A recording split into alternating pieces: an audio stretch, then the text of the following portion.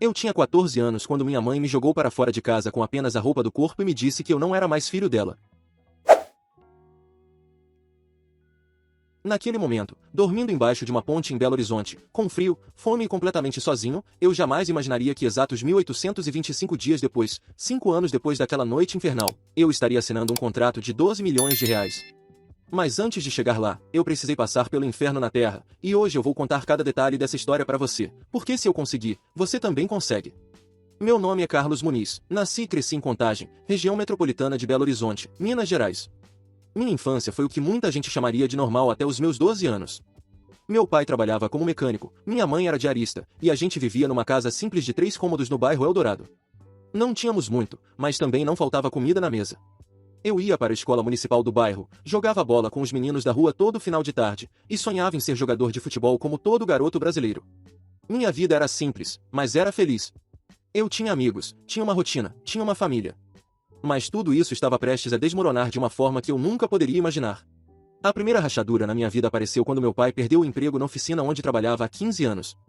A oficina era de um senhor já idoso que decidiu fechar as portas porque não conseguia mais competir com as oficinas modernas. Meu pai ficou desesperado. Ele tinha 45 anos, pouca escolaridade, e o mercado de trabalho não estava nada fácil. Ele começou a procurar emprego em outras oficinas, mas sempre tinha alguém mais jovem, mais qualificado, disposto a ganhar menos. As semanas foram passando e nada de emprego aparecia. Foi aí que começou a mudança no comportamento dele.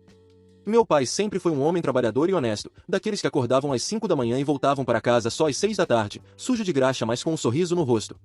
Ele tinha orgulho do trabalho dele, dizia que um mecânico bom sempre tinha valor. Mas quando o desemprego bateu na porta, foi como se toda aquela autoestima tivesse sido arrancada dele. Ele começou a ficar em casa o dia inteiro, deitado no sofá, olhando para o teto. Minha mãe tentava animá-lo, dizia que logo ele ia encontrar algo, mas ele só ficava cada vez mais calado, mais distante, mais apagado. A bebida entrou na vida dele de forma silenciosa no começo. Era só uma cerveja no final de semana, depois passou a ser uma garrafa de cachaça durante a semana, e em questão de 3 meses, ele estava bebendo todo santo dia. Começava de manhã e só parava quando caía de sono. Minha mãe tentou conversar, tentou ajudar, mas ele não aceitava. Dizia que era problema dele, que ele sabia o que estava fazendo, que a bebida era a única coisa que tirava a angústia do peito dele. As discussões começaram. No início eram só conversas alteradas, depois viraram gritos, depois viraram agressões. Eu tinha 13 anos quando presenciei a primeira vez que meu pai levantou a mão para minha mãe. Foi um tapa no rosto dela porque ela tinha escondido a garrafa de cachaça. Eu estava na sala fazendo o dever de casa quando ouvi o barulho. Corri para a cozinha e vi minha mãe no chão, segurando o rosto, chorando. Meu pai estava parado ali, olhando para a própria mão como se não acreditasse no que tinha feito. Ele pediu desculpas, chorou, jurou que nunca mais ia fazer aquilo. Mas fez. E fez de novo. E de novo. Até que virou rotina. Minha mãe tentou segurar as pontas sozinha. Ela aumentou a carga de trabalho, começou a limpar 3, 4 casas por dia. Saía de casa às 6 da manhã e voltava às 9 da noite, exausta, e ainda tinha que lidar com meu pai bêbado. O dinheiro que ela ganhava mal dava para pagar o aluguel e comprar comida. As contas começaram a atrasar, a luz foi cortada 2 vezes, a água uma vez. A dona da casa começou a ameaçar nos colocar para fora se não pagássemos o aluguel atrasado. A situação estava insustentável e eu me sentia completamente impotente. Foi quando eu decidi que precisava ajudar. Eu tinha 13 anos e comecei a trabalhar como ajudante numa feira livre aos sábados e domingos. O dono da barraca de frutas e verduras era conhecido da minha mãe e me deu uma oportunidade. Eu acordava às 4 da manhã para ajudar a montar as barracas, carregar caixas pesadas de frutas, organizar os produtos, atender os clientes. Trabalhava das 4 da manhã até as 2 da tarde, debaixo de sol, de chuva, não importava. Ganhava R$ 30 por dia, e todo centavo ia direto para minha mãe. Eu achava que estava ajudando, que estava fazendo a diferença, que de alguma forma eu estava consertando a minha família. Mas a verdade é que nada do que eu fazia era suficiente. A situação em casa só piorava. Meu pai bebia cada vez mais, as agressões eram cada vez mais frequentes, e minha mãe estava chegando no limite dela. Eu via nos olhos dela que alguma coisa estava quebrando por dentro. Ela não sorria mais, não conversava mais, só trabalhava e chorava. Eu tentava conversar com ela, dizer que as coisas iam melhorar, mas ela só balançava a cabeça e dizia que estava cansada. Muito cansada. Eu continuava indo para a escola, mas meu desempenho tinha caído muito. Não conseguia me concentrar nas aulas, vivia com sono porque ficava acordado de noite ouvindo as brigas dos meus pais. Minhas notas despencaram, eu que sempre fui um aluno mediano, passei a ser um dos piores da turma. Os professores chamavam minha mãe na escola, mas ela nunca podia ir porque estava trabalhando. Eu me sentia perdido, sozinho, mesmo estando cercado de gente o tempo todo. Foi numa sexta-feira à noite, um dia que está gravado na minha memória como se fosse ontem, que tudo explodiu de vez. Eu estava no meu quarto, que era mais um cubículo na verdade, tentando estudar para uma prova de matemática que eu tinha na segunda-feira. Eu sabia que ia tirar nota ruim, mas pelo menos estava tentando. Foi quando ouvi os gritos vindos da cozinha. Meu pai estava completamente bêbado, mais do que o normal. Minha mãe estava gritando de volta, dizendo que não aguentava mais, que ia embora, que ia deixar tudo para trás. Ouvi o barulho de coisas quebrando. Copos, pratos, não sei ao certo. Saí correndo do quarto e quando cheguei na cozinha, vi meu pai empurrando minha mãe contra a parede. Sem pensar, eu me coloquei entre os dois e gritei para ele parar. Foi quando ele me empurrou com tanta força que eu voei e bati a cabeça na quina da mesa. Senti um gosto de sangue na boca, minha visão ficou embaçada por alguns segundos. Quando consegui focar de novo, vi minha mãe me olhando. Mas não era um olhar de preocupação, de mãe querendo saber se o filho estava bem. Era um olhar vazio, frio, distante. Como se naquele momento ela tivesse tomado uma decisão. Ela me puxou pelo braço, me arrastou até o meu quarto, mandou eu pegar minhas coisas. Eu estava confuso, sangrando, sem entender nada. Perguntei o que estava acontecendo e foi quando ela disse as palavras que mudaram minha vida para sempre. Ela disse que não aguentava mais, que estava cansada de tudo, de todos, e que eu era só mais um peso nas costas dela. Disse que se eu fosse homem de verdade, eu deveria sair daquela casa e me virar sozinho, porque ela já não tinha forças para cuidar de mais ninguém. Que eu tinha 14 anos, já estava quase virando homem, e que era hora de eu aprender a andar com as próprias pernas. Eu implorei. Chorei, pedi perdão por alguma coisa que eu nem sabia o que era, prometi que ia trabalhar mais, que ia ajudar mais, que ia ser menos peso. Mas ela não queria ouvir. Meu pai, que estava encostado na porta do quarto, bêbado, apoiou ela. Disse que eu era um inútil mesmo, que não servia para nada, que só dava despesa, e que seria melhor para todo mundo se eu sumisse dali.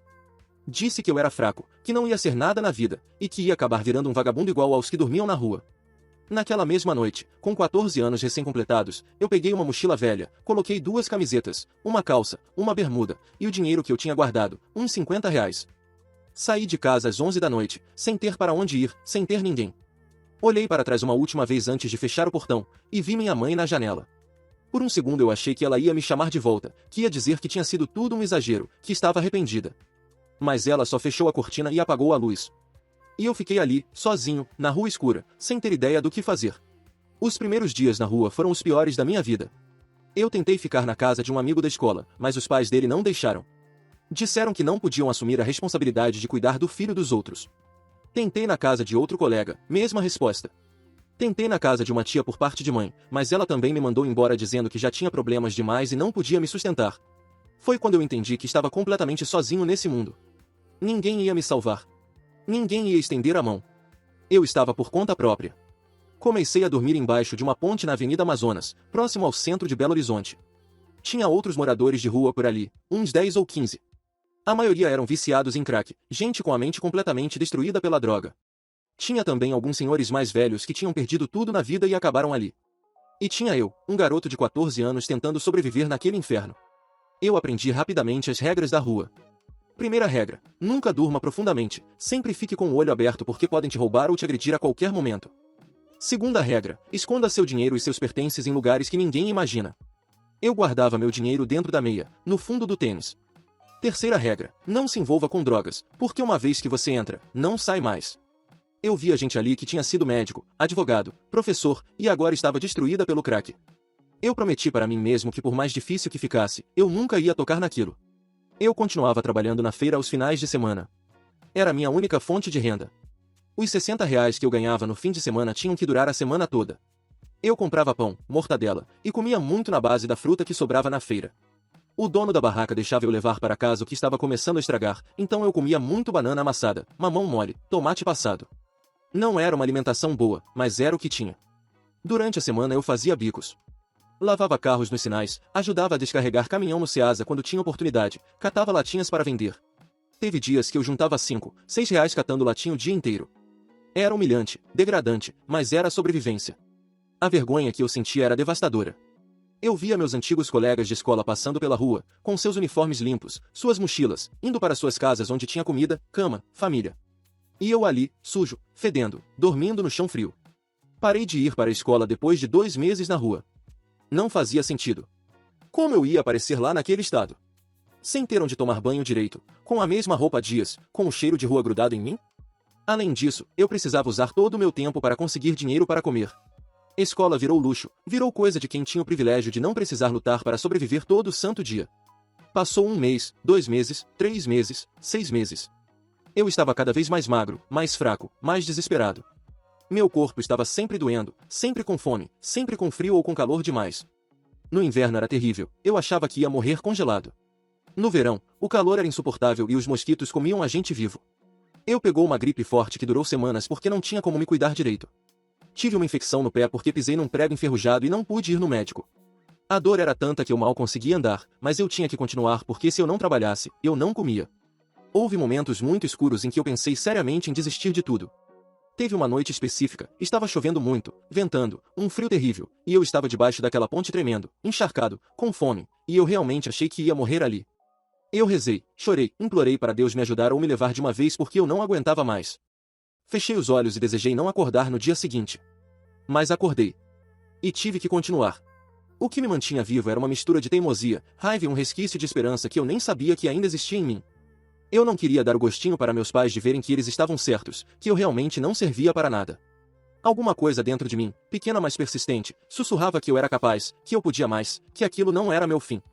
Eu não sei de onde vinha essa voz, mas ela me manteve vivo. Foi aos 6 meses vivendo na rua, num dia de terça-feira que eu nunca vou esquecer, que eu conheci o seu Joaquim. Ele era dono de uma pequena lanchonete no centro de Belo Horizonte, daquelas bem simples, de esquina, que vendia pão de queijo, café, salgados, essas coisas. A lanchonete chamava Cantinho Mineiro e tinha uma clientela fiel de pessoas que trabalhavam nos prédios da região. Eu estava vasculhando o lixo da lanchonete atrás de comida quando ele me viu. Era meio-dia, ele estava colocando o lixo para fora quando me deparou ali, sujo, com as mãos dentro do saco de lixo pegando restos de pão. A maioria dos comerciantes quando pegava alguém no lixo ou enxotava com gritos, ou chamava a segurança, ou simplesmente ignorava. Mas o seu Joaquim não fez nada disso. Ele ficou me olhando por alguns segundos, e então disse para eu esperar ali. Entrou na lanchonete e voltou com um prato cheio de comida quente. Tinha arroz, feijão, um pedaço de frango, salada, farofa. Meus olhos encheram de lágrima quando vi aquele prato. Fazia semanas que eu não comia uma refeição de verdade. Ele me entregou o prato, me deu um copo de suco, e mandou eu sentar numa das mesas de fora para comer. Eu devorei aquela comida em minutos. Não tinha nem terminado quando ele trouxe mais, e um café com leite. Sentou na minha frente e ficou me olhando comer. Quando eu terminei, ele puxou conversa. Perguntou meu nome, quantos anos eu tinha, como eu tinha parado na rua. E pela primeira vez em meses, eu conversei de verdade com alguém. Contei tudo, desde a perda do emprego do meu pai, a bebida, as agressões, até o dia que fui expulso de casa. Ele ouviu tudo em silêncio, sem me interromper, sem me julgar. Quando terminei, ele ficou calado por um tempo, pensativo. Então disse uma coisa que eu guardo no coração até hoje. Disse que ele também tinha tido uma vida difícil, que tinha crescido pobre no interior de Minas, e que tinha sido a bondade de estranhos que tinha feito ele chegar onde chegou. Disse que todo mundo merece uma segunda chance, e que ele via algo em mim, um brilho nos olhos que a rua ainda não tinha conseguido apagar completamente. Então ele fez uma proposta que mudou minha vida. Me ofereceu um emprego na lanchonete, ajudando na cozinha, limpando as mesas, atendendo os clientes, fazendo de tudo um pouco. O salário era R$ 400 por mês, mas incluía alimentação, e ele disse que eu podia dormir no depósito dos fundos da lanchonete até eu me organizar e conseguir alugar um lugar. Eu não acreditei no que estava ouvindo. Achei que estava sonhando ou que ele estava tirando sarro de mim. Mas ele estava falando sério. Estendeu a mão e perguntou se eu topava. Eu aceitei na hora. Chorei feito criança ali mesmo, na frente dele, de gratidão, de alívio, de esperança. Pela primeira vez em 6 meses, eu senti que talvez, só talvez, as coisas pudessem melhorar. Ele me levou para dentro da lanchonete, me mostrou o banheiro e disse para eu tomar um banho demorado. Me deu uma roupa limpa dele, que ficou enorme em mim porque eu era bem mais magro, mas era limpa. Quando saí do banho e me olhei no espelho, mal reconheci a pessoa que estava ali. Eu tinha emagrecido tanto, estava com olheiras profundas, a pele machucada e suja. Mas meus olhos tinham voltado a ter um pouco de vida. Comecei a trabalhar no dia seguinte. Acordava às 5 da manhã para ajudar a fazer os pães de queijo, que eram feitos frescos todo dia. O seu Joaquim tinha uma receita especial que ele tinha herdado da mãe dele, e o pão de queijo da lanchonete era famoso na região. Eu aprendi a fazer a massa, a modelar as bolinhas, a assar no ponto certo. Depois de fazer os pães, eu limpava a lanchonete inteira, lavava o chão, organizava as mesas, preparava o café. Quando abria às 7 da manhã, eu ficava no caixa e atendia os clientes enquanto o seu Joaquim ficava na cozinha preparando os lanches. Trabalhava das 5 da manhã até as 8 da noite, 6 dias por semana. Domingo era meu único dia de folga. Era exaustivo, pesado, mas eu estava feliz. Tinha comida todo dia, 3 refeições por dia. Tinha um lugar limpo e seguro para dormir. Tinha dignidade de volta. Não precisava mais vasculhar lixo, não precisava mais dormir com medo de ser assaltado ou agredido, não precisava mais sentir aquela vergonha constante. O seu Joaquim era um homem rígido, mas extremamente justo. Ele me ensinou não só sobre o trabalho na lanchonete, mas sobre a vida. Dizia que caráter se constrói nas pequenas ações do dia a dia, na honestidade de devolver o troco certo, no capricho de limpar mesmo quando ninguém está vendo, no respeito de tratar bem todas as pessoas independente de quem elas sejam. Ele me ensinou sobre o negócio também, me mostrou como fazer as compras no Ceasa para pegar os melhores produtos pelo melhor preço, como controlar o estoque para não desperdiçar nada, como calcular os custos e definir os preços para ter lucro sem cobrar caro demais. Eu absorvia tudo como uma esponja. Ficava atento a cada detalhe, fazia perguntas, pedia para ele me ensinar mais. Nos momentos de pausa, eu pegava livros na biblioteca pública para estudar, porque eu sabia que tinha perdido muito tempo de escola e precisava recuperar. Lia sobre administração, sobre finanças, sobre empreendedorismo. Tudo o que eu podia aprender, eu aprendia. Fiquei um ano trabalhando com o seu Joaquim, e nesse tempo eu juntei cada centavo que consegui. Dos R$ 400 que ganhava, eu gastava no máximo 50. Comprei 3 camisetas no camelô por R$ 10 cada, 2 calças por R$ 20 cada, um tênis usado mais bom por R$ 30. Comprava apenas o essencial de higiene pessoal. O resto eu guardava religiosamente numa latinha de biscoito escondida no depósito. Ao final daquele ano, eu tinha guardado quase R$ 3.000. Para muita gente pode parecer pouco, mas para mim era uma fortuna. Era a prova concreta de que eu conseguia, de que eu tinha valor, de que eu não era aquele inútil que meus pais disseram que eu era. Você que está assistindo esse vídeo agora, me conta aí nos comentários de onde você está me assistindo. Está em casa, no trabalho, no ônibus? E me responde uma coisa, você já passou por alguma situação muito difícil na vida? Já sentiu que não ia conseguir superar? Porque eu quero que você saiba que não importa quão fundo você caiu, sempre é possível subir de novo. Eu sou a prova viva disso. Mas continua aqui comigo que a história está só esquentando, e o que vem agora vai te mostrar como uma tragédia pode se transformar na maior oportunidade da sua vida. Eu estava com 15 anos quando seu Joaquim teve um infarto fulminante. Foi de repente, no meio do expediente, numa quinta-feira de manhã. Ele estava fritando coxinhas quando simplesmente caiu no chão. Eu estava no caixa atendendo um cliente quando ouvi o barulho. Corri para a cozinha e o encontrei no chão, pálido, suando frio, com a mão no peito. Desliguei tudo, chamei a ambulância, e fui com ele para o Hospital Santa Casa. Foram as horas mais longas da minha vida esperando na sala de espera. Ele não tinha família próxima, a esposa tinha falecido alguns anos antes e os filhos moravam em outros estados. Eu era praticamente a única pessoa que ele tinha ali em Belo Horizonte. Quando o médico finalmente saiu e disse que ele tinha sobrevivido mas que tinha sido um infarto sério, eu chorei de alívio. Mas o médico foi claro, ele não podia mais trabalhar daquele jeito. Precisava de repouso absoluto por pelo menos 6 meses, mudança de alimentação, menos estresse, acompanhamento médico regular. Os filhos do seu Joaquim vieram de São Paulo para resolver a situação. Eram 2 filhos, ambos com suas vidas estruturadas lá, e a decisão deles foi rápida, vender a lanchonete e levar o pai para morar com um deles em São Paulo. Foi um baque enorme para mim. Eu sabia que não podia ser egoísta, que a decisão certa era ele ir se recuperar com a família, mas ao mesmo tempo eu estava apavorado. O que ia ser de mim? Ia voltar para a rua? Tinha conseguido me reerguer um pouco e agora ia perder tudo de novo? O seu Joaquim, mesmo de cama no hospital, fraco mas consciente, pediu para falar comigo em particular. Os filhos saíram do quarto e ele segurou minha mão com a pouca força que tinha. Disse que tinha conversado com os filhos e tinha feito uma proposta que eles aceitaram. Em vez de vender a lanchonete para um estranho, eles iam alugar o ponto para mim por um preço simbólico, R$ 500 por mês. Disse que eu tinha aprendido tudo o que ele tinha para ensinar, que eu era um menino inteligente e trabalhador, e que essa era a minha grande chance. Os equipamentos, as receitas, os fornecedores, tudo ficaria comigo. Eu só precisava tocar o negócio e pagar o aluguel. Eu fiquei em choque total. Como eu, com 15 anos, ia tocar uma lanchonete sozinho? Eu tinha medo de não conseguir, de decepcionar ele, de quebrar o negócio. Mas ele apertou minha mão e disse que confiava em mim mais do que confiava em muitos adultos por aí. Disse que eu tinha passado pelo pior que a vida podia oferecer e tinha sobrevivido, então uma lanchonete era fichinha perto disso. E me deu um último conselho que eu nunca esqueci: nunca roube, nunca minta, sempre trate bem as pessoas, e o dinheiro vai vir como consequência. Assumi a lanchonete com os R$ 3.000 que eu tinha guardado. Usei parte do dinheiro para comprar estoque inicial, paguei o primeiro mês de aluguel e as contas de água e luz que estavam pendentes. Sobrou pouco mais de R$ 2.000 como reserva de emergência. Eu estava morrendo de medo, mas ao mesmo tempo animado. Era a minha chance de construir algo meu, de provar para mim mesmo que eu era capaz. Os primeiros meses foram brutais. Eu trabalhava completamente sozinho, abria às 5 da manhã e fechava às 9 da noite. Fazia absolutamente tudo. Acordava às 4, ia para a Ceasa comprar os ingredientes frescos, voltava, preparava tudo, abria a lanchonete, atendia os clientes, limpava, fechava, preparava as coisas para o dia seguinte, e começava tudo de novo no dia seguinte. Não tinha um único dia de folga, não tinha descanso, não tinha vida social. Mas eu não reclamava porque aquilo era meu, eu estava construindo meu futuro com minhas próprias mãos. O maior desafio foi manter a clientela fiel do seu Joaquim. Muitos clientes perguntavam por ele, alguns ficaram desconfiados de um garoto de 15 anos tocando a lanchonete sozinho. Mas eu caprichava em cada pão de queijo, em cada café, em cada atendimento. Mantinha tudo exatamente como seu Joaquim fazia, usando as mesmas receitas, os mesmos fornecedores. Aos poucos os clientes foram percebendo que a qualidade continuava a mesma e foram voltando. Teve mês que eu mal conseguia pagar o aluguel do ponto. Teve semana que eu mesmo não comia direito para não gastar o estoque que era para vender. Teve dia que eu chorei de cansaço e de medo de não conseguir. Mas eu não desistia. Cada manhã eu acordava e dizia para mim mesmo, mais um dia, vamos conseguir mais um dia. Comecei a observar com atenção o que os clientes mais compravam, o que vendia mais rápido, o que sobrava. Percebi que o pão de queijo era disparado o item mais vendido, todo mundo elogiava e muitos compravam vários para levar para casa. Foi quando eu tive uma ideia.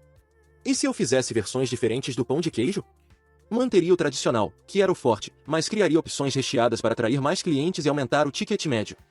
Comecei a experimentar. Fiz pão de queijo recheado com calabresa, com bacon, com frango com catupiry, com carne seca. Oferecia de graça algumas amostras para os clientes experimentarem e pedi opinião honesta.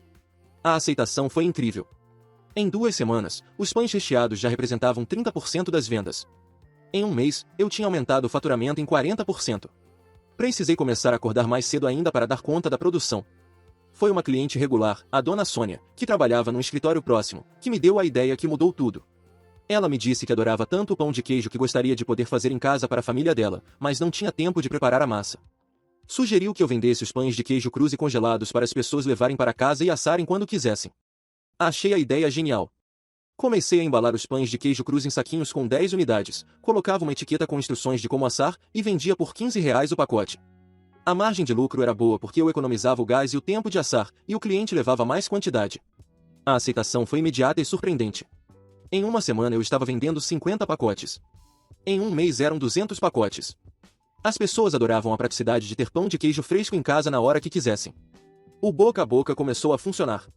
Clientes indicavam para amigos, familiares, colegas de trabalho. Eu não fazia propaganda nenhuma, era tudo orgânico.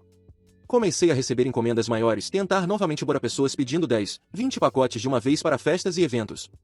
Foi quando eu percebi que tinha algo muito maior nas mãos do que uma simples lanchonete de esquina. Eu tinha um produto que as pessoas realmente queriam, que resolvia um problema real, ter pão de queijo mineiro de qualidade em casa sem trabalho. Com 6 meses tocando a lanchonete sozinho, eu estava exausto mas feliz. O negócio estava dando lucro, eu conseguia pagar todas as contas e ainda estava guardando dinheiro. Mas eu sabia que tinha chegado no meu limite físico. Não dava mais para fazer tudo sozinho, eu estava trabalhando 17 horas por dia e meu corpo estava pedindo socorro. Precisava de ajuda. Foi quando eu contratei a Dona Maria. Ela era uma senhora de 50 anos que morava perto da lanchonete e estava desempregada havia meses. Tinha experiência em cozinha e precisava muito de trabalho para sustentar os 3 filhos. Comecei pagando R$ 600 para ela trabalhar meio período, das 5 da manhã até meio-dia, me ajudando na produção. Foi a melhor decisão que eu poderia ter tomado. Ela era rápida, caprichosa, e tinha mãos de fada para modelar os pães de queijo. Com ela me ajudando, eu consegui dobrar a produção. Os pedidos de pães congelados não paravam de crescer. Clientes começaram a perguntar se eu não fornecia para mercados e padarias. Foi quando eu tive coragem de dar o próximo passo. Peguei algumas amostras dos meus pães congelados, coloquei numa caixa de isopor com gelo, e saí visitando os mercadinhos e padarias da região. Minha proposta era simples, deixava os produtos em consignação, eles só pagavam o que vendesse, sem risco nenhum para eles. Dos 10 estabelecimentos que visitei na primeira semana, 5 aceitaram testar. Eu ficava ansioso esperando o retorno. Uma semana depois, voltei para saber como tinha sido. Dos 5, 4 tinham vendido tudo e queriam fazer pedido maior. Aquilo foi a confirmação que eu precisava. Tinha mercado, tinha demanda, eu só precisava estruturar melhor a operação. Comecei a fornecer regularmente para esses mercados. Toda terça e sexta eu entregava os pedidos usando o transporte público mesmo, carregando caixas de isopor no ônibus. Era trabalhoso e cansativo, mas funcionava. A cada semana eu conquistava um novo ponto de venda. Em 2 meses eu estava fornecendo para 15 estabelecimentos. Em 4 meses eram 30. O espaço da lanchonete ficou pequeno. A cozinha não dava mais conta da produção que eu precisava fazer. Eu produzia durante a madrugada inteira e mesmo assim estava ficando apertado.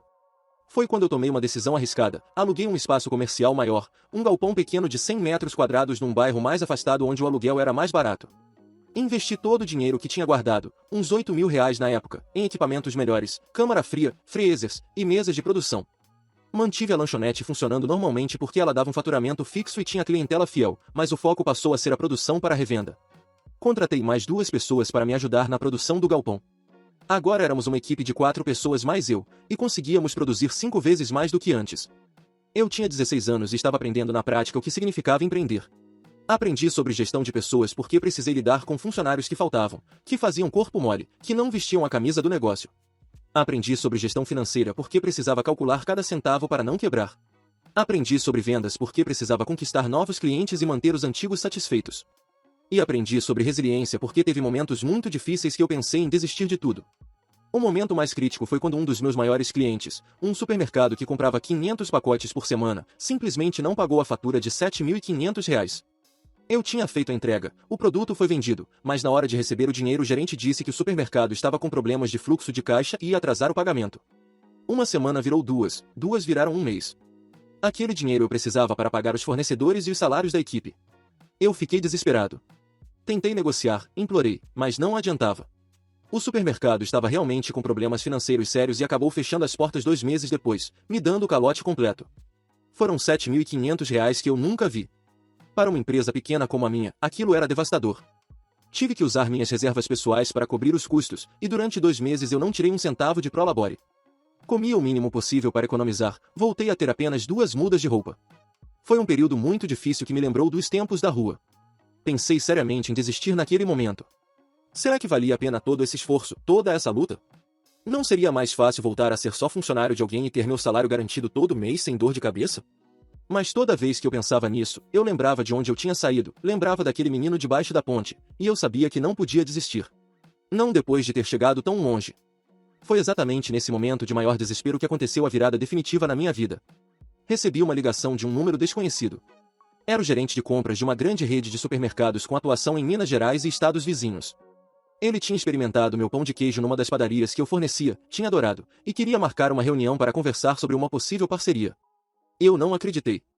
Achei que era trote, que alguém estava tirando sarro da minha cara. Mas confirmei o nome da empresa, o telefone, e era real. Marcamos a reunião para a semana seguinte no escritório deles em Belo Horizonte. Eu fiquei uma semana inteira nervoso, ansioso, ensaiando mentalmente o que ia falar, como ia me apresentar. Cheguei no dia da reunião 1 hora antes. Fui de ônibus porque não tinha dinheiro para táxi, muito menos carro próprio. Estava com minha melhor roupa, que era uma calça jeans e uma camisa polo que eu tinha comprado usada. Não era roupa de empresário, mas estava limpa e apresentável. Entrei naquele prédio enorme, subi para o 10º andar, e fui recebido pela secretária que me levou para uma sala de reuniões. O gerente de compras e mais 2 pessoas da equipe entraram. Foram extremamente educados e profissionais comigo. Disseram que tinham testado meu produto com um grupo focal de clientes e a aceitação tinha sido de 94%, uma das maiores que eles já tinham visto. Queriam incluir meu pão de queijo em todas as lojas da rede na seção de congelados. Falaram sobre volumes, prazos de entrega, padrões de qualidade, certificações que eu precisaria ter. Eu ouvia tudo meio em transe. Eles estavam falando de volumes que eram 10 vezes maiores do que tudo que eu produzia atualmente. Precisaria de uma estrutura muito maior, mais equipamentos, mais funcionários, certificações sanitárias que eu ainda não tinha. Parecia impossível, mas ao mesmo tempo era a oportunidade da minha vida. No final da reunião, eles apresentaram a proposta formal. Queriam um contrato de fornecimento de 1 ano, com opção de renovação, para fornecer pães de queijo congelados para as 180 lojas da rede. O valor estimado do contrato era de R$ 12 milhões no primeiro ano, com pagamento a cada entrega realizada. Eu senti meu coração acelerar tanto que achei que ia ter um infarto ali mesmo, igual o seu Joaquim. Pedi uma semana para analisar a proposta e dar uma resposta. Eles aceitaram. Saí daquele prédio e desci andando os 10 andares porque eu precisava processar o que tinha acabado de acontecer. Sentei num banco na praça em frente ao prédio e fiquei ali por horas, calculando, pensando, planejando. Será que eu realmente conseguiria? Eu tinha apenas 17 anos, tocava uma operação pequeníssima, e agora tinha a chance de fechar um contrato milionário. Liguei para o seu Joaquim, que já estava recuperado e morando em São Paulo. Contei tudo para ele. Ele ficou em silêncio por um tempo e depois disse exatamente o que eu precisava ouvir. Carlos, você já fez o impossível uma vez quando saiu da rua e construiu um negócio do zero. Isso aqui é só o próximo passo. Você consegue. Eu acredito em você. Aquelas palavras foram o empurrão que eu precisava. Passei a semana inteira fazendo contas, visitando fornecedores de equipamentos, conversando com consultores, pesquisando sobre certificações sanitárias. Precisaria de um investimento inicial de aproximadamente R$ 200 mil para estruturar a operação no nível que eles exigiam. Eu não tinha esse dinheiro. Fui em 3 bancos pedir empréstimo e nos 3 fui recusado. Era menor de idade, não tinha patrimônio para garantia, não tinha histórico de crédito. Os bancos não davam dinheiro para quem mais precisava. Foi quando eu tive uma ideia. Marquei outra reunião com a rede de supermercados e propus o seguinte: eles me dariam um adiantamento de 30% do valor do primeiro trimestre do contrato, e esse dinheiro eu usaria para estruturar a operação. Em troca, eu daria um desconto de 5% no valor total do contrato. Eles analisaram a proposta por 2 dias e aceitaram. Com isso, eu receberia R$ 900 mil adiantado, mais do que suficiente para fazer todos os investimentos necessários. Assinei o contrato no dia 23 de março, 2 semanas depois daquela primeira reunião. Eu tinha 17 anos e tinha acabado de fechar um contrato de R$ 12 milhões. Era exatamente 1825 dias desde aquela noite em que minha mãe tinha me expulsado de casa. 5 anos exatos. Quando assinei aquele contrato e apertei a mão do diretor da rede, eu tive que segurar as lágrimas.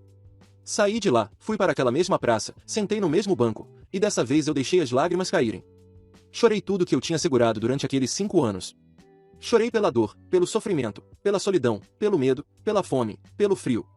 Mas também chorei de felicidade, de alívio, de orgulho, de gratidão. Eu tinha conseguido. Contra todas as probabilidades, contra todas as estatísticas, eu tinha conseguido. O menino que dormia debaixo da ponte tinha se tornado um empresário. Os meses seguintes foram uma correria insana. Com o adiantamento do contrato, aluguei um galpão industrial de verdade, de 500 metros quadrados, numa região industrial de Contagem. Comprei equipamentos profissionais, câmaras frias industriais, máquinas de embalar automáticas. Contratei 15 funcionários para a produção, 2 para a área administrativa e 1 para a logística. Investi em todas as certificações sanitárias necessárias, contratei uma consultoria especializada para adequar toda a operação aos padrões exigidos. Em 2 meses, a fábrica estava pronta e operando. As primeiras entregas para a rede de supermercados foram pontuais e com qualidade impecável. Os relatórios de vendas que eles me passavam eram incríveis, o produto estava sendo um sucesso nas lojas. No 3º mês de contrato, eles aumentaram o pedido em 20% porque a demanda estava maior do que o previsto. Quando completei 18 anos, formalizei tudo de forma definitiva. Abri uma empresa com CNPJ, registrei a marca Pão Queijo Mineiro no INPI, estruturei toda a parte contábil e jurídica adequadamente. Contratei um contador experiente para me ajudar com a parte fiscal e um advogado para revisar todos os contratos. Eu estava aprendendo que para crescer de verdade, eu precisava me cercar de profissionais competentes. O negócio não parou de crescer. 6 meses depois do primeiro contrato, fechei com outra grande rede, dessa vez com atuação em São Paulo. O contrato era ainda maior, R$ 18 milhões por ano. Precisei ampliar a fábrica de novo, contratar mais gente, comprar mais equipamentos. Em 1 ano, eu estava com uma equipe de 50 funcionários e faturando mais de R$ 3 milhões por mês. Com 19 anos, eu já tinha uma empresa consolidada, com presença em 6 estados brasileiros. Comprei meu primeiro carro, um usado mas em bom estado, para poder fazer as visitas aos clientes. Aluguei um apartamento simples mas confortável, a primeira vez na vida que eu tinha um lugar realmente meu para morar. Mas eu não mudei minha essência, continuava sendo aquele menino simples, trabalhador, focado. O sucesso trouxe desafios novos. Quanto mais a empresa crescia, mais complexa ficava a gestão. Eu precisei aprender sobre gestão de pessoas em escala, sobre processos industriais, sobre logística de distribuição, sobre controle de qualidade rigoroso. Cometi erros, muitos erros. Contratei pessoas erradas que me prejudicaram. Tive problemas com fornecedores que não entregavam no prazo. Tive que lidar com funcionários que roubavam, que faltavam, que criavam problemas. Um dos momentos mais difíceis foi quando descobri que o gerente de produção que eu tinha contratado estava desviando matéria-prima e vendendo por fora. Eram quilos e quilos de queijo e polvilho sumindo todo mês. Quando fiz o inventário e cruzei com as notas fiscais de compra, o rombo era de quase R$ 50 mil. Tive que demiti-lo na hora, registrar um boletim de ocorrência e reestruturar todo o controle de estoque. Foi uma lição cara mais necessária. Confiar é bom, mas controlar é fundamental. Mas os momentos bons compensavam os ruins. Ver a empresa crescendo, gerando empregos para dezenas de famílias, levando um produto de qualidade para milhares de pessoas, era gratificante demais.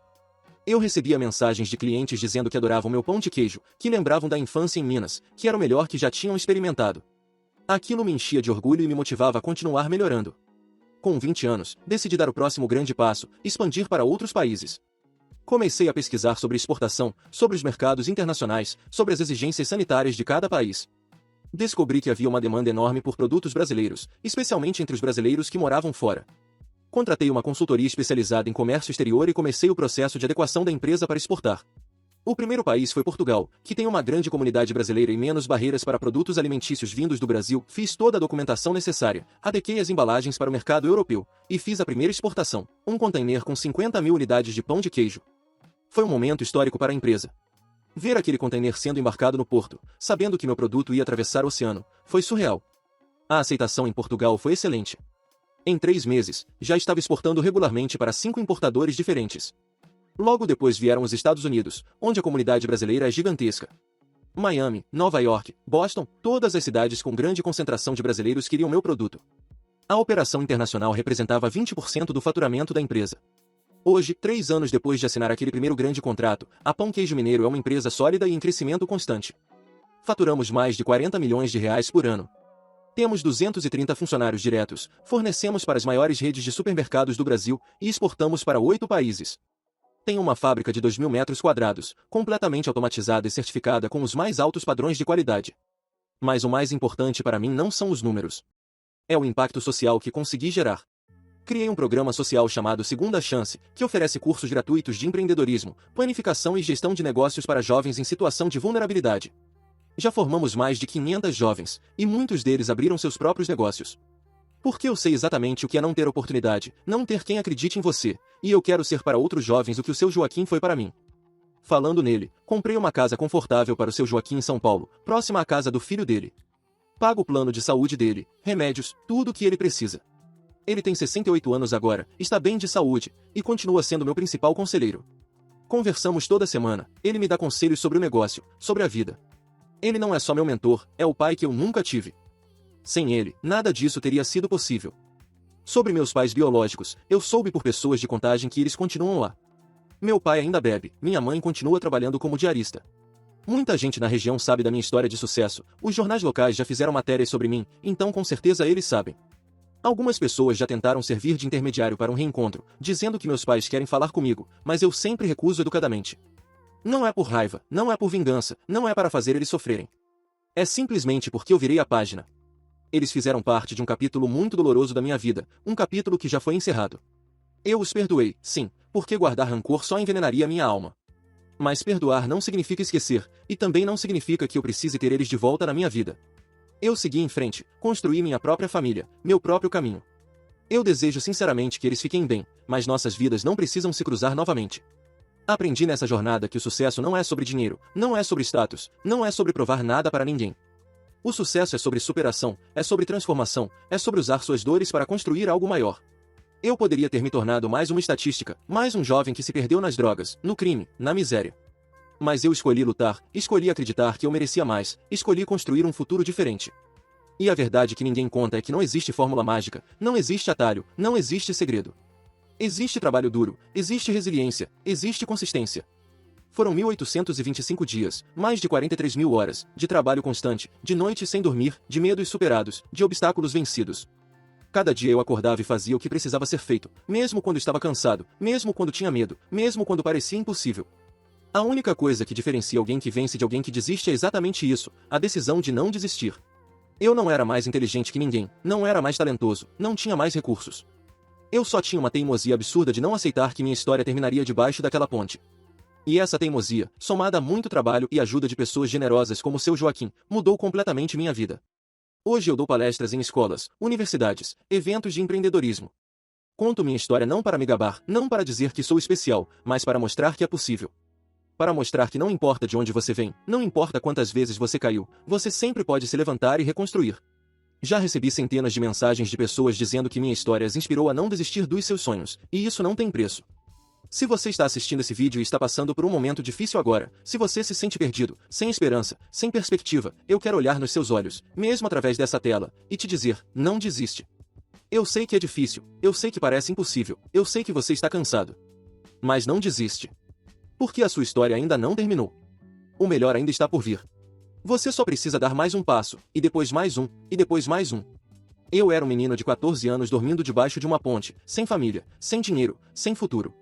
Hoje, aos 22 anos, sou dono de uma empresa de 40 milhões, emprego mais de 200 pessoas, impacto milhares de famílias. Se eu conseguir, você também consegue. Não é fácil, nunca disse que seria. Mas é possível. É totalmente possível. Meu próximo objetivo é chegar a 100 milhões de faturamento nos próximos 3 anos, abrir mais uma fábrica, expandir para mais países, e aumentar o impacto social do programa Segunda Chance para formar 5.000 jovens. Quero que a marca Pão Queijo Mineiro seja reconhecida mundialmente não só pela qualidade do produto, mas pela história de superação que ela representa. E sabe o que é mais incrível? Nada disso teria acontecido se eu não tivesse sido expulso de casa aos 14 anos. Aquilo que parecia ser a pior coisa que poderia me acontecer foi na verdade o ponto de partida para a melhor versão de mim mesmo. A dor me forjou, a dificuldade me fortaleceu, o desespero me deu determinação. Eu não desejo para ninguém passar pelo que eu passei, mas se você está passando por algo difícil agora, saiba que pode ser exatamente o que você precisa para se transformar em quem você nasceu para ser. Então fica aqui meu recado final, o recado mais importante: você é capaz. Você é forte. Você tem potencial. Não deixe que as circunstâncias definam quem você é. Não deixe que as pessoas que te magoaram tenham o poder de determinar seu futuro. Levanta a cabeça, limpa as lágrimas, respira fundo e continua caminhando. Porque o sol sempre volta a brilhar depois da tempestade. Sempre. Se esse vídeo tocou seu coração de alguma forma, se ele te inspirou, se ele te deu força para continuar lutando, eu te peço um favor: se inscreve no canal agora e ativa o sininho de notificações. Porque eu vou continuar trazendo histórias reais de pessoas reais que superaram o impossível. Histórias que vão te motivar, te emocionar, te mostrar que milagres acontecem quando você não desiste. Deixe um comentário aqui embaixo me contando o que você achou da minha história. Me conta qual é o seu sonho, qual é a sua luta, de onde você está assistindo. Eu leio todos os comentários e respondo o máximo que consigo. E não esquece de clicar nos cards que estão aparecendo na tela agora. Tem outros vídeos incríveis de histórias de superação que vão te inspirar ainda mais. Muito obrigado, do fundo do coração, por ter assistido até aqui. Obrigado por me dar a oportunidade de compartilhar minha história com você. Espero sinceramente que de alguma forma ela tenha feito diferença na sua vida. Um abraço gigante do Carlos Muniz, de Minas Gerais, o garoto que saiu da ponte para o topo. E lembra sempre, você consegue. Não desiste nunca. Até o próximo vídeo.